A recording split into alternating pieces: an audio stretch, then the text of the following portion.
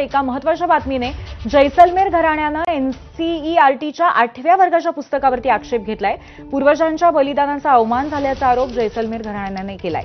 8वीच्या पुस्तकात छापलेल्या मराठा साम्राज्याच्या नकाशात दिशाभूल केल्याचा दावा या घराण्याने केलाय। या नकाशामध्ये जैसलमेरला मराठा साम्राज्याचा भाग दाखवण्यात आलाय। ही बाब दिशाभूल करणारी आणि तथ्यहीन असल्याचं घराण्याचं म्हणणं आहे। राजघराण्याचे वंशज चैतन्य राज सिंग यांनी याविषयी सोशल मीडियात एक पोस्ट केली आहे। त्यामुळे केंद्रीय शिक्षण मंत्री धर्मेंद्र प्रधान यांनी या ज्वलंत मुद्द्याकडे लक्ष द्यावं अशी मागणी जैसलमेर घराण्याने केली आहे। दरम्यान नागपूरच्या भोसले वंशजांनी जैसलमेरच्या राजघराण्यांना इशारा दिलाय। एनसीईआरटीच्या नकाशावरील आक्षेप खपवून घेणार नाही असा खरमरीत इशारा राजे मुधोजींनी दिलाय। याबाबतची एक्सपोस्टही त्यांनी केली आहे।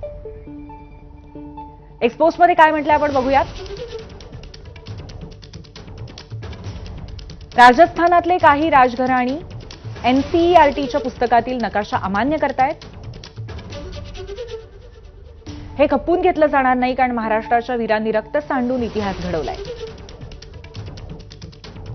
मराठा साम्राज्याला विरोध करणाऱ्यांची आम्ही निंदा करतो। मराठा साम्राज्य अटक ते कटक।